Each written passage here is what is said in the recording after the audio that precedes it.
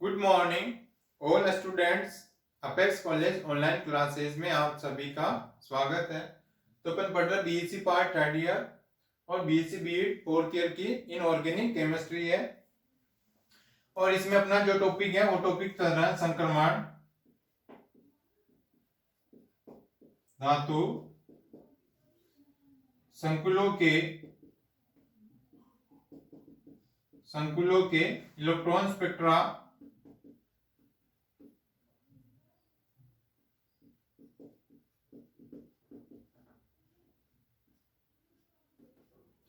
संक्रमण धातु संकुलों के इलेक्ट्रॉन स्पेक्ट्रा यानी electron spectra of transition metal complex. Electron spectra of transition metal complex यानी संक्रमण धातु संकुलों के इलेक्ट्रॉन स्पेक्ट्रा। और इसमें अपना टॉपिक चल रहा है D1 और D9 D1 व D9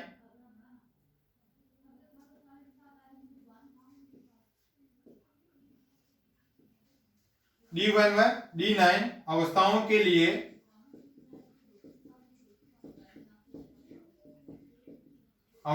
लिए ऑर्गल ऊर्जा अवस्था आरेख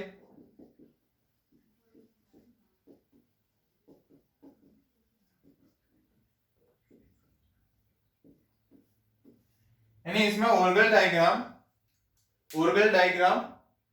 D1 और D9 अवस्थाओं के लिए ऑर्गल ऊर्जा अवस्था आरेख यानी Orgel energy level diagram for D1 and D9 के लिए ऊर्जा अवस्था आरेख। तो D1 व D9 के लिए तो सबसे पहले जैसे D1 है, D1 के लिए ऊर्जा अवस्था आरेख होता है तो यानी D ब्लॉक, ये D है तो D इसमें कितने इलेक्ट्रॉन आते हैं,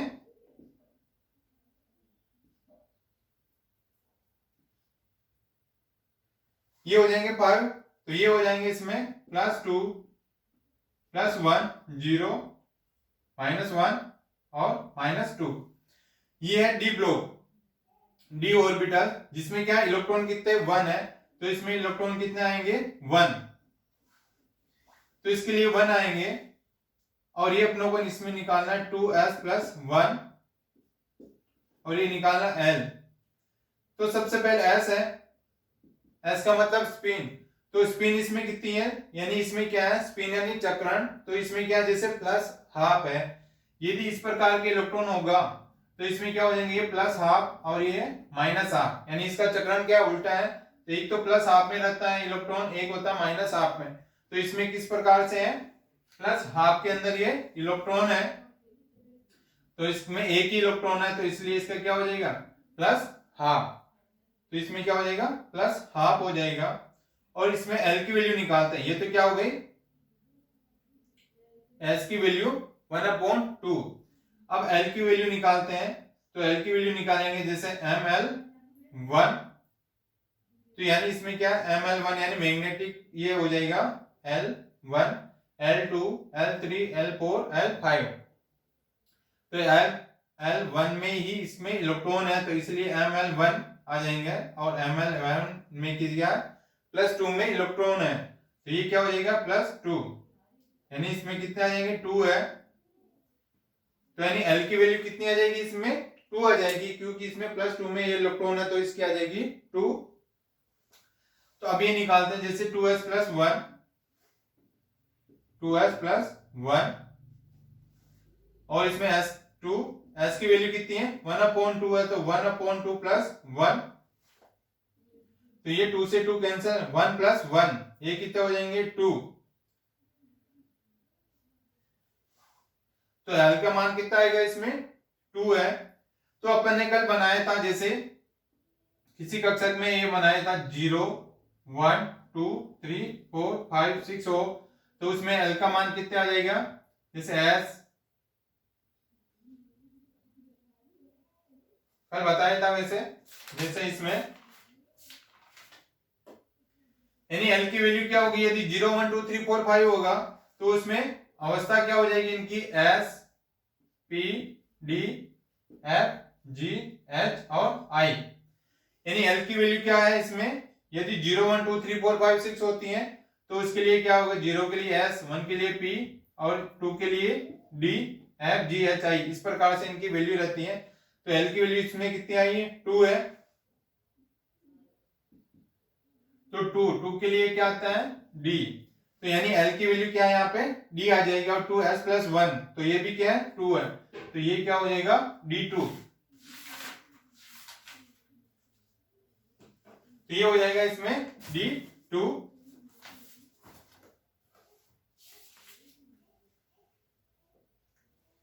तो इसमें ऊर्जा इनकी ये क्या आ जाएगी, D2। इस प्रकार से जैसे s की वैल्यू 2s + 1, ये l के ऊपर है 2s + 1, तो यानी s की वैल्यू यहाँ पे कितनी आई, हाफ आई, क्योंकि इसका चक्रण क्या है, हाफ है।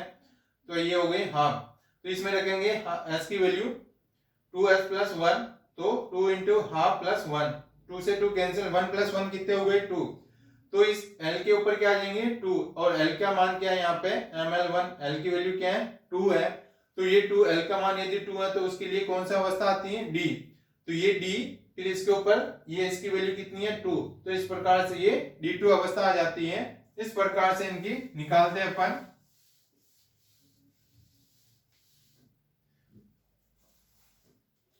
तो यदि जैसे किसी में यदि D1 और D9 हो, उसके लिए ऊर्जा अवस्था आरेख हो, तो उसके लिए निम्नतम अवस्था क्या हो जाएगी, निम्नतम अवस्था ग्राउंड स्टेट क्या आ जाएगी इसके लिए, इसमें आएगी D2। जैसे अभी अपन ने निकाला था उसी प्रकार इसमें आ जाएगा D2। यदि D2 और D8 है, D2 और D8 है, तो इसके लिए आ जाएगा 3F। यदि D3 D7 है तो इसके लिए आ जाएगा 4F।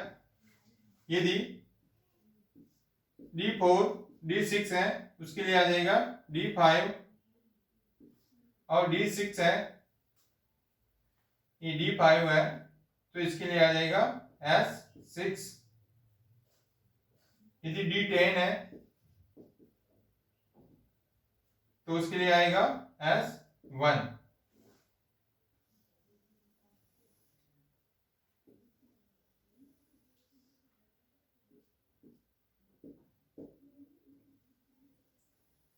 यानी ये टेबल है जिसे अपन ने वैल्यू निकाली थी D1 और D9 के लिए निम्नतम अवस्था क्या आती है, D2। उसी प्रकार D2 और D8 के लिए क्या आएगी, 3F, और D3 D7 के लिए 4F, D4 और D6 के लिए D5, और D5 के लिए S6, और D10 के लिए S1। इसमें निम्नतम अवस्था इनकी आती है। अब आता है इनका जैसे आरेख कैसे बनाते हैं।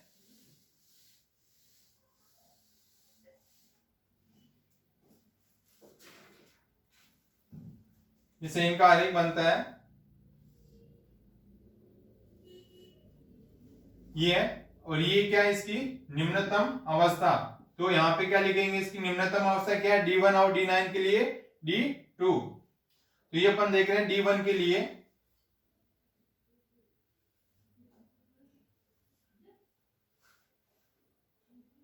यहाँ पे आएगा लिगेंड, फील्ड स्ट्रेंथ, और यहाँ पे एनर्जी ऊर्जा, और लिगेंड फील्ड स्ट्रेंथ के बीच में ग्राफ होता है, और ये होगा D2 जिसकी क्या होती है, निम्नतम अवस्था होती है। तो इसमें यहां से लेके यहां तक की इसमें डेल्टा वैल्यू कितनी रहेगी, 0.4 डेल्टा 0, और ये यहां से यहां तक की रहेगी 0.6 डेल्टा 0, और ये हो जाएगा T2G, और ये है EG। और इसमें क्या D2 है, 2 इसके ऊपर आ रहा था, इसके ऊपर भी 2 लगा दो, इसके ऊपर भी 2 लगा दो। ये होता है अष्टफलकीय क्षेत्र में, यह अष्टफलकीय है।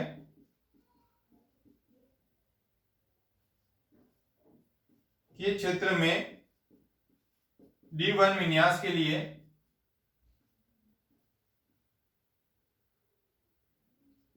ऊर्जा अवस्था आरेख है।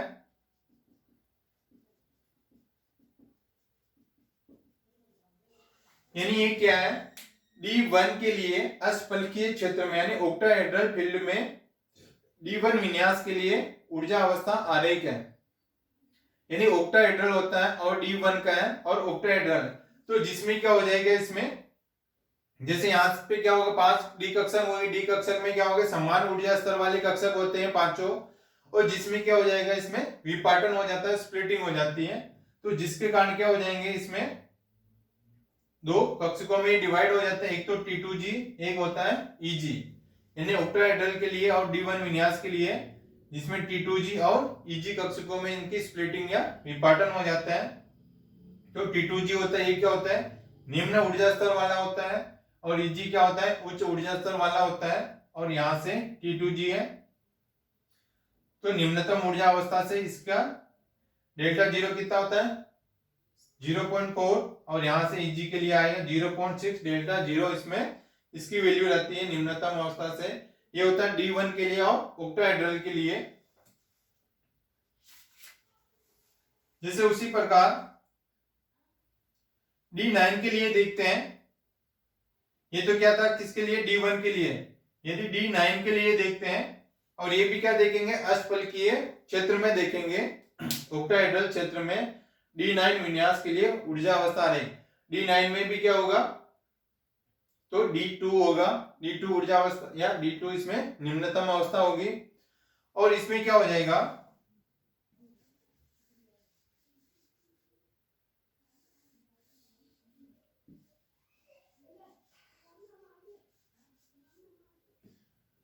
तो ये इसकी क्या हो जाएगी, ग्राउंड स्टेट निम्नतम अवस्था हो जाएगी इसकी, और ये क्या हो जाएंगे इसमें EG, और ये हो जाएंगे T2G, ये इसमें 2 है तो यहां पर भी 2 लगा दो, और इसमें इसकी डेल्टा वैल्यू कितनी है, 0.6 डेल्टा जीरो, और यहां से लेके यहां तक की है 0.4 डेल्टा जीरो, यानी ऑक्टाहेड्रल D9 में अष्टफलकीय विन्यास के लिए ऊर्जा अवस्था आरेख क्या हो जाएगा, तो यानी ये इसकी क्या हो जाएगी, निम्नतम अवस्था, और ये भी क्या रहेगा, लिगेंड फील्ड स्ट्रेंथ और एनर्जी के बीच में ग्राफ बनेगा। इसमें डी कक्षक क्या हो जाएंगे, समान ऊर्जा स्तर वाले होते हैं, जिसमें क्या हो जाएगा, इनकी स्प्लिटिंग या विपाटन होता है, तो जिसके कारण ये किसमें हो जाएगा, इसमें निम्नतम ऊर्जा स्तर वाला कौन सा हो जाएगा, EG। पहले उसमें क्या था, D1 के लिए T2G था, बल्कि D9 में क्या हो जाएगा, इसमें निम्नतम ऊर्जा अवस्था क्या हो जाएगी, EG, और ये T2G में इसकी स्प्लिटिंग या विपाटन हो जाता है। तो निम्नतम ऊर्जा अवस्था कौन सी है इसकी, EG, और उच्चतम ऊर्जा स्तर कौन सी होगी, T2G। जो भी इलेक्ट्रॉन इसमें, जैसे D9 है इलेक्ट्रॉन है, तो ये इसमें सबसे पहले किसमें जाएंगे, EG, देन इसमें चले जाएंगे। जैसे EG में कितने हैं, 2 इलेक्ट्रॉन, इसमें 2 ब्लॉक है, इसमें 3 है, तो जैसे क्या हो जाएंगे, D9 है तो 2 इसमें, फिर 3 ऊपर आ जाएंगे, इस प्रकार से इनमें इसमें इलेक्ट्रॉन बढ़ते हैं अपन। जैसे D9 के लिए ये होता है, D9 विन्यास के लिए ऊर्जा अवस्था आरेख होता है। अब उसी प्रकार नेक्स्ट, जैसे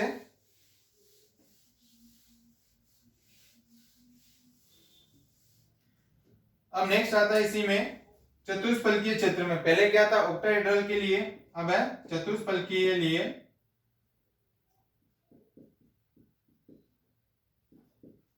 चतुष्फलकीय क्षेत्र में D1 विन्यास के लिए ऊर्जा अवस्था आरेख, जिसे इसमें टेट्राहेड्रल में D1 विन्यास के लिए ऊर्जा अवस्था आरेख क्या होगी, जैसे इसमें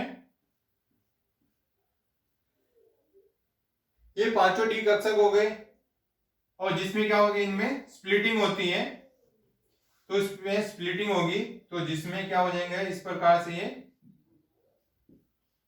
विपाटन हो जाता है इनमें, तो ये तो हो जाएगा इसमें EG कक्षक, और ये हो जाएगा इसमें T2G कक्षक, और ये इसकी क्या हो जाएगी, निम्नतम अवस्था हो जाएगी, और यहां से लेके यहां तक इसकी डेल्टा जीरो वैल्यू होती है प्लस 0.4 डेल्टा जीरो, और यहां से लेके यहां तक की होती है माइनस 0.6 डेल्टा जीरो।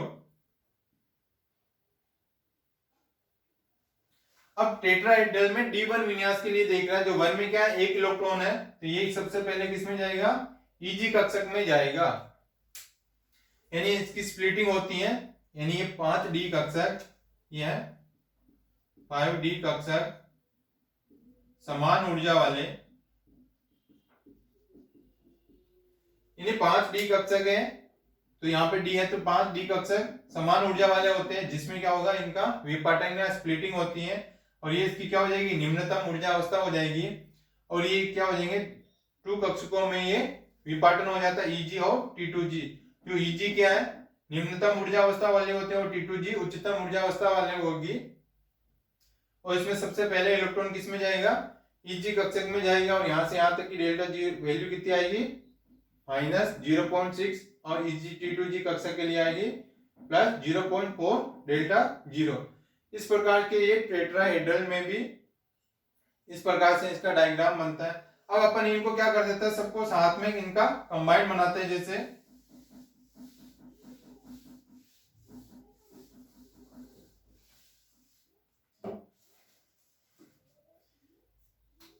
ये डायग्राम बनेगा D1 व D9 या D6 व D4 विन्यास के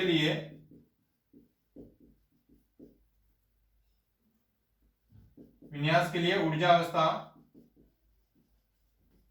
आरेख।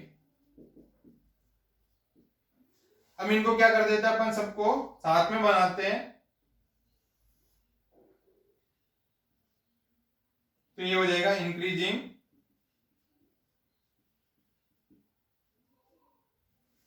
लिगेंड फील्ड,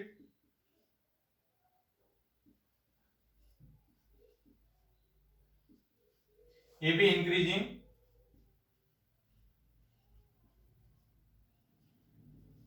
लिगेंड फील्ड,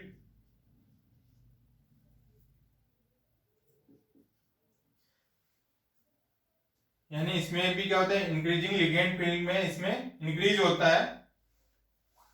ये इनकी क्या हो गई, इनकी ऊर्जा एनर्जी, तो ये इनकी क्या हो गई, एनर्जी, तो ये इसकी क्या हो गई, इसकी निम्नतम ऊर्जा, ये इनकी हो गई निम्नतम ऊर्जा, और ये इनमें स्प्लिटिंग होती है, जैसे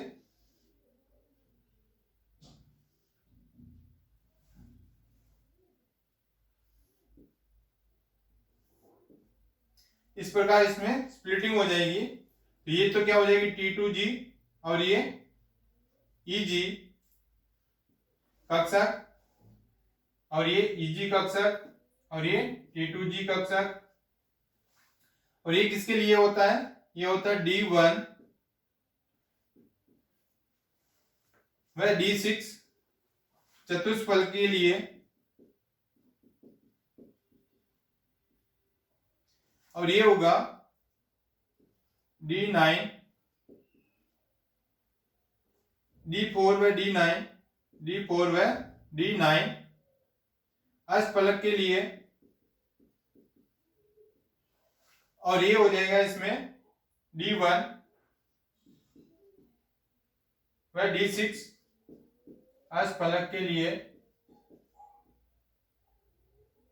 और ये हो जाएगा D4 व D9 चतुष्फलक के लिए। इस प्रकार क्या होता है इनका, D1 व D9 या D6 व D4 का संयुक्त, यानी इसका कंबाइंड ऊर्जा अवस्था आरेख बनाते हैं, जिसमें क्या हो जाएगा D1 व D9 और D6 व D4, इनका कंबाइंड अपन इसमें ये ऊर्जा अवस्था आरेख बनाते हैं, जिसमें ये क्या हो जाएगा एनर्जी लेवल, और ये इनकी क्या हो जाएगी निम्नतम ऊर्जा अवस्था। यदि जैसे D1 और D6 के लिए चतुष्फलक के लिए ये बनता है इसमें, यानी T2G और Eg में डिवाइड हो जाएगा, और D4 व D9 अष्टफलक के लिए भी ये बनता है, और D1 व D6 ऑक्टाहेड्रल और D4 व D9 चतुष्फलक के लिए ये बनता है इसमें।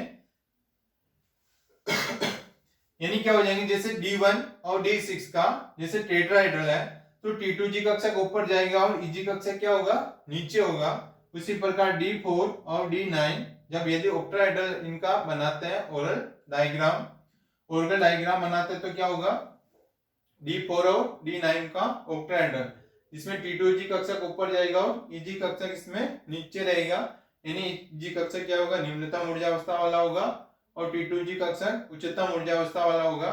उसी प्रकार यदि D1 व D6 के लिए यदि ऑक्टाहेड्रल है तो EG कक्षक क्या होगा, इसमें से उच्चतम ऊर्जा वाला होगा और T2G कक्षक निम्नतम ऊर्जा अवस्था वाला होता है। यदि D4 व D9 के लिए टेट्राहेड्रल है, चतुष्फलक है, तो T2G कक्षक और EG कक्षकों में इनकी स्प्लिटिंग हो जाती है और T2G कक्षक निम्नतम ऊर्जा अवस्था वाला होता है और EG कक्षक क्या होता है, उच्चतम ऊर्जा अवस्था वाला होता है। इस प्रकार इनमें इनका D1, D9 या D6 व D4 विन्यास के लिए ऊर्जा अवस्था इनका संयुक्त ऑर्गल डायग्राम बनता है इस प्रकार से। ये इनका क्या है, संयुक्त ऑर्गल डायग्राम, किसका, D1, D9 और D6 व D4 का संयुक्त ऊर्जा अवस्था डायग्राम। और ये अपना चैप्टर भी क्या है, कंप्लीट है। ये था डायग्राम जिसको अपन इस प्रकार से साथ में बना सकते हैं। देखो D1 और D6 जिसे बना रहे D1 और D9 के लिए चतुष्फलक के लिए ये बनेगा और अष्टफलक के लिए दोनों का क्या बनता है, सेम बनता है। तो जैसे D1 और D9 इसमें अष्टफलक और चतुष्फलक में इस प्रकार से इनमें बनता है। यदि ये होता है D6 तो इस प्रकार से इनमें इस प्रकार से इनका संयुक्त आरेख इस प्रकार से बनता है। और ये अपना चैप्टर कंप्लीट है और बाकी का चैप्टर अपन नेक्स्ट क्लास में डिस्कस करेंगे। नेक्स्ट चैप्टर न्यू चैप्टर है ना। ओके।